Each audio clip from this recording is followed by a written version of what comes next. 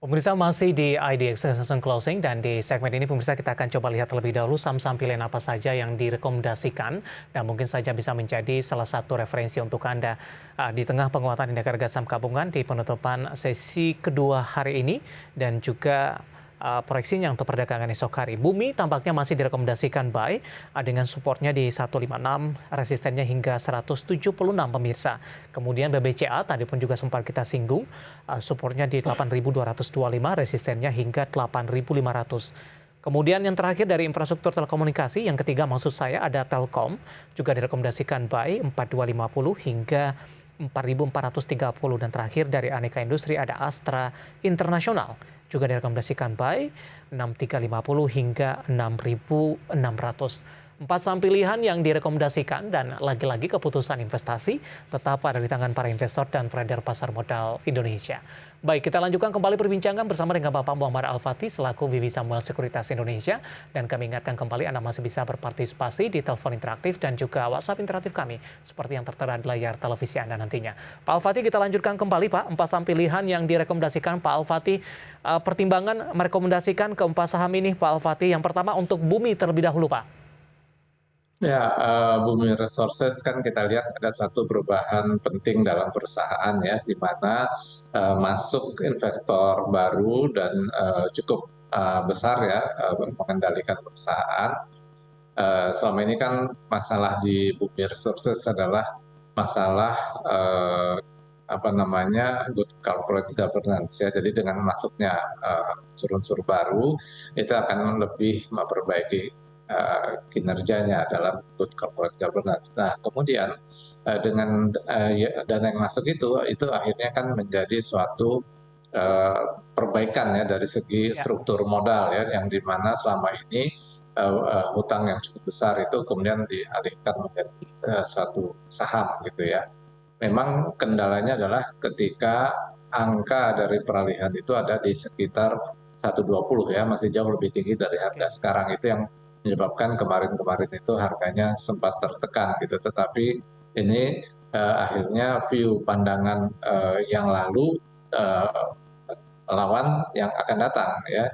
Yang lalu kan transaksi sudah terjadi ya, peralihan saham itu. Nah, yang akan datang adalah situasi perusahaannya seperti apa gitu ya. Nah, melihat bahwa situasi perusahaannya sebenarnya sudah lebih baik, ditambah sentimen jangka pendeknya sampai akhir tahun apa namanya kebutuhan akan batubara masih tetap akan tinggi ya, ditambah dengan kondisi geopolitik ya, kecuali kalau geopolitik perang antara Rusia dan Ukraina tiba-tiba berhenti dan ada perdamaian, ya mungkin harga-harga komoditas akan turun dengan cepat gitu ya. Oke, secara teknikal Pak Al-Fatih. Yes. Ya, jadi ini ada support di sekitar 153 tadi ya, dan kemudian resistensinya di sekitar 200 ini. Baik, di penutupan hari ini juga pergerakan saham Bumi tampaknya searah dengan indeks harga saham gabungan kembali bergerak ke zona hijau di menit-menit penutupan sesi kedua di perdagangan hari ini. Kita beralih ke saham pilihan yang kedua, Pak Al-Fatih, BBCA. Secara teknikal, Pak, pertimbangan merekomendasikan BBCA?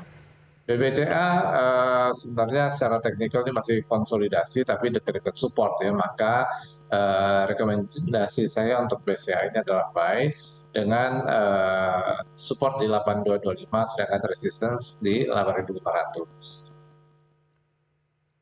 Untuk saham pilihan ketiga ada Telkom, Pak Al-Fatih. Ya, Telkom hari ini juga naiknya lumayan kencang ya, jadi bukanya dengan gap down dan tutupnya akhirnya positif. Ini udah beberapa kali terjadi sejak Agustus dan biasanya setelah ini kejadian cenderung harganya bergerak naik ya. Nah, saya lihat ini Telkom potensinya adalah support di 4250, resistance-nya di 4430. Baik, penutupan hari ini di 4.330 menguat di 0,93% dan di sepanjang perdagangan hari ini tadi sempat menyentuh ke level terendahnya di 4.200. Aneka industri ada Astra Internasional. Anda juga rekomendasikan, Pak Al-Fatih? Ya, Astra Internasional ini sudah di area-area target ya, pola Agustus September ya, dan juga di support ya pola apa namanya kalau kita hubungkan harga tertinggi di Juni dengan harga terendah di September ya sebagai channel ya dari penurunan sejak April. Ini juga ada di daerah support ya. Jadi ini ada potensi dia untuk menguat. Saya lihat supportnya di 6350 sebagai batas risiko, sedangkan target kenaikannya jangka pendek menengah itu di 6.600 ya. Sebelumnya sempat menyentuh ke level 7.500-an, Pak Al-Fatih. Bagaimana target Astra International sampai dengan akhir tahun?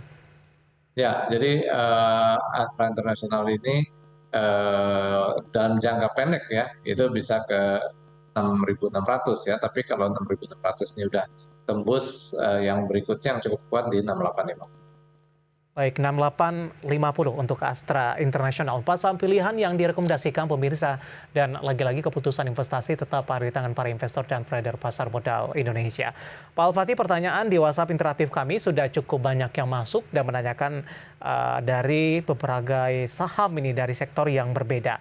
Tapi cukup banyak yang menanyakan saham-saham dari pertambangan batubara. Untuk BRMS, Pak Al-Fatih, hari ini di sesi kedua mengalami penguatan yang cukup signifikan. Saya akan coba sapa BRMS Ibu Sulis dari Jawa Tengah. Mohon analisis untuk saham BRMS, bagaimana peluangnya sampai dengan akhir pekan, sudah punya di 167. Kemudian saya coba cek lagi, BRMS tadi juga ditanyakan oleh Bapak Chandra Gunawan dari Surabaya, sudah ambil posisi di 176. Bagaimana untuk besok dengan penguatan signifikan di sesi kedua hari ini? Ya, jadi pola down channel yang terbentuk sejak pertengahan Agustus itu sudah tembus ya, dan juga ada pola-pola reversal, bullish reversal ya, serta stokastik yang mendukung. Jadi menurut saya ini jangka menengah bisa ke arah 210 ya, 210. Sedangkan batas risiko antara 167 sampai dengan 160 ya untuk BRMS. Oke, punya di 176 dan 160-an tadi Pak, di hold saja. Kemudian Ya, kalau untuk memaksimalkan profit, apakah harus menunggu ke 210 terlebih dahulu? ya, saya rasa itu bisa dicapai ya. Mungkin katakanlah sebagian di atas 200 itu udah mulai dijual gitu ya. Baik, dari BRMS kita beralih ke saham pertambangan batubara lainnya dan juga turunannya. Ada Adaro Mineral ini, Pak Al-Fatih. Saya akan coba sapa, ini tidak menyebutkan nama dan lokasi. Saya akan coba cek dari pertanyaan sebelumnya. Oh ya, ini dari Bapak Diki di Bekasi, Pak. Adaro Mineral mau entry, lebih baik tunggu di harga berapa direkomendasikan. Kemudian Ya, Adaro Mineral juga ditanyakan. Saya akan coba cek juga. Ibu Liana dari Surabaya. Adaro Mineral sudah masuk di 1960, Pak. Apakah masih bisa rebound? Tidak. Baru ingin masuk, yang satu lagi sudah ambil posisi di 1960, Pak Al-Fatih. ya, Adaro Mineral saya rasa sih di harga-harga sekarang sih sudah cukup menarik ya. Apalagi kita melihat bahwa sebenarnya kan pola-pola konsolidasi yang terjadi dari bulan Juli itu cenderungnya memang naik ya, ketika harga-harga rendahnya semakin lama semakin tinggi gitu ya. Dan hari ini juga terlihat ada suatu rebound ya. Jadi saya rasa di area-area sekarang kalaupun koreksi ya batas risikonya di 1.700 gitu ya. Sedangkan potensi upside-nya jangka pendek itu ke arah 1940 sampai dengan 2150. Baik, ambil posisi di 1960, nyangkut dengan posisi penutupan hari ini. Direkomendasikan di hold saja, Pak.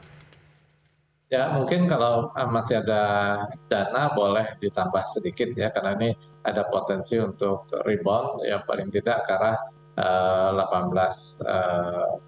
1840 sampai dengan 1840 sampai dengan 1930 ya. Jadi Oke. mungkin sedikit menambah di bawah itu dan mengurangi ya average harganya, karena trennya sebenarnya dari Juli sideways tapi cenderung naik ya. Baik, jawaban untuk Ibu Liana di Surabaya dan juga Bapak Diki dari Bekasi untuk Adaro Mineral. Nah, Pak Al-Fatih, kita lanjutkan kembali, Pak. Menjawab beberapa pertanyaan yang masuk, saya akan coba sapa ada Bapak Robi, kali ini dari Malaysia, tampaknya menyaksikan live streaming kita, Pak Al-Fatih. Assalamualaikum, mohon maaf, mau nanya saham PANI, mohon analisisnya Pak. Sudah beli di 1.300-an, target di akhir tahun keberapa? PANI hari ini ditutup di 815, auto reject bawah sepertinya 6,86%. Sudah cukup jauh, Pak Al-Fatih. Analisis Anda, Pak. Pratama Adi, oke. Kalau saya melihat sih ini masih dalam tren turun ya, dan tren turun yang cukup besar gitu, sehingga Untuk PANI ya Pak? mungkin ya, PANI ya Pak? iya, eh, Pratama Abadi Nusa Industri Tbk Pak? ya, Pratama Abadi Nusa Industri, betul. Ya. Ya, ini dia baru aja break low lagi, terendah sejak Oktober, sehingga tren turunnya masih cukup kuat. Support terdekat di 675 dan berikutnya di 515. Sedangkan resistnya kalau naik di atas 1020, maka penurunannya ini mungkin akan berkurang bebannya dan akan menjadi sekurang-kurangnya flat ya, sebelum dia menjadi tren naik. Saya lihat sih ini masih dalam tren turun ya secara teknikal. 1.300 Pak Alfati nyangkutnya cukup jauh Pak. Paling tidak untuk meminimalkan kerugian yang terjadi karena targetnya sampai dengan akhir tahun sepertinya ini.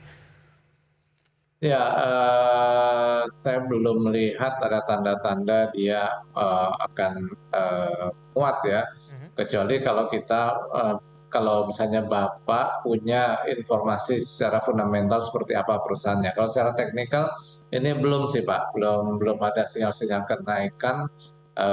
Ya mungkin nanti ya tadi di level-level support yang saya sampaikan itu mungkin menjadi perkiraan target penurunan ya di situ. Mhm. Baik, selanjutnya kita ke Bandung. Ada Bapak Nongki, Pak Alfatih, menanyakan saham BBKP, Pak, Bank Bukopin Tbk. Kok turun terus, beda sama perbankan lainnya? Apakah sudah mulai boleh ambil posisi tidak? Penutupan hari ini di 136 melemah di 2,16%, Pak. Kalau saya termasuk penganut trend following ya, jadi ini trennya lagi turun, saya rasa sih dihindari dulu karena kita belum tahu ya akhir daripada tren turunnya di mana.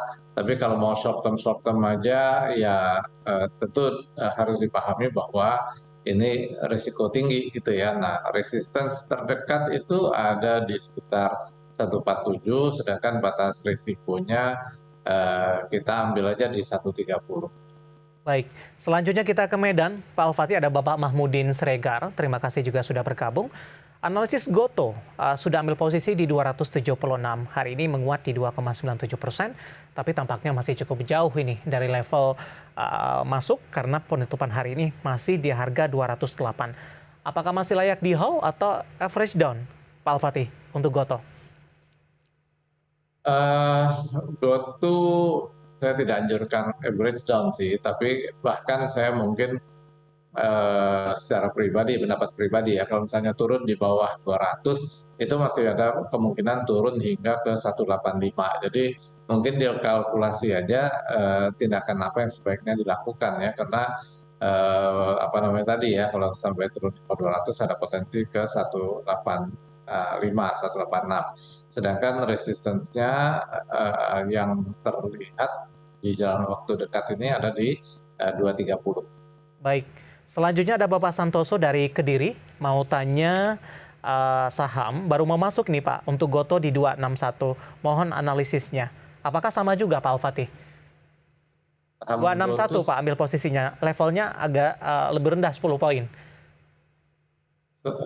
GoTo sekarang di 208 ya? Ya, tadi ini masuk 261, yang sebelumnya masuk di 276. Rekomendasinya juga sama tidak Pak? Iya, GoTo ya masih tren turun sih ya, Baik. seperti ini, dan support terdekatnya di 185. Selanjutnya ada Ibu Rini dari Jakarta, Pak Alfatih. Terima kasih sudah bergabung. Untuk Bevin, Pak, sudah punya di posisi 1240. Mohon support dan resistennya. Ya, area-area sekarang nih area-area support ya di 980 sampai dengan 940 gitu ya. Persoalannya adalah ini kan sekarang lagi tren turun, sehingga di support itu belum ada jaminan, tidak ada jaminan bahwa harga akan bertahan dan rebound kembali. Kalaupun ada rebound, sifatnya jangka pendek gitu. Nah, resistance-nya saat ini yang terdekat ada eh, di 1000 ya, 990 sampai 1010 ya, itu resistance dekatnya. Ambil posisi di 1240, Pak, dengan penutupan 975 hari ini. Ya, posisi-posisi di atasnya agak sulit ya. Karena kalaupun dia kembali mungkin secara bertahap ya tadi ya di sekitar 1010, kemudian nanti di 1080 dan akhirnya 1120 gitu ya. Untuk naik di atas itu kelihatannya nggak akan terlalu mudah dalam waktu dekat gitu ya. Penurunan bahkan di 950-an, dan kalau tekanan jual masih berlanjut mungkin bisa ke arah 910 gitu ya. Oke, selanjutnya ada Ina dari Jakarta menanyakan saham properti. Kebetulan dari sisi sektoral, properti hari ini mengalami koreksi yang cukup dalam. Apakah ini juga antisipasi terhadap pengumuman Bank Indonesia besok? Untuk PPRO, Pak, sudah punya di harga 55. Apakah masih bisa di hold? Tolong analisisnya. Ini dalam perdagangan hari ini lebih cenderung bergerak flat di 50, Pak. Ya, PPRO ini diuntungkan oleh aturan harga minimal 50 ya. Saya lihat sekarang ini di antara 50 sampai 57 dia ininya sideways-nya gitu ya. Memang dengan sentimen suku bunga masih cenderung akan menguat, itu menjadi satu sentimen yang tidak baik ya buat sektor properti gitu ya. Dengan daya beli dan kemudian juga artinya kan termasuk KPR juga akan lebih sulit ya seperti itu. Posisi di 55, penutupan hari ini flat di 50, Pak. Di hold saja atau cut loss berpindah kepada sektor lain atau seperti apa rekomendasinya, Pak Al-Fatih? Ya, kalau berarti kan cut loss-nya 10% gitu ya. Nah, ini tergantung rencana semula seperti apa. Tapi kalau memang memungkinkan untuk pindah ke sektor lain, itu lebih baik karena sektor properti ini belum terlihat dalam waktu dekat ya. Tekanan dari suku bunga ini juga akan memberatkan nantinya begitu ya, Pak ya? Betul. Baik, dan tampaknya PPRO tadi pembahasan terakhir kita untuk hari ini, Pak Al-Fatih, waktu kita cukup terbatas. Terima kasih sudah bergabung bersama dengan kami. Sebenarnya masih ada beberapa pertanyaan lain yang kami mohon maaf, dan Anda bisa bergabung bersama kami kembali di waktu dan di program yang sama untuk perdagangan esok harinya. Pak Al-Fatih, terima kasih. Sekali lagi sehat selalu, Pak. Ya, terima kasih. Ada Bapak Muhammad Al-Fatih selaku VP Samuel Sekuritas Indonesia, dan akhirnya saya David Sanoval dan seluruh kerabat kerja petugas mengucapkan terima kasih atas perhatian Anda, dan sampai berjumpa kembali.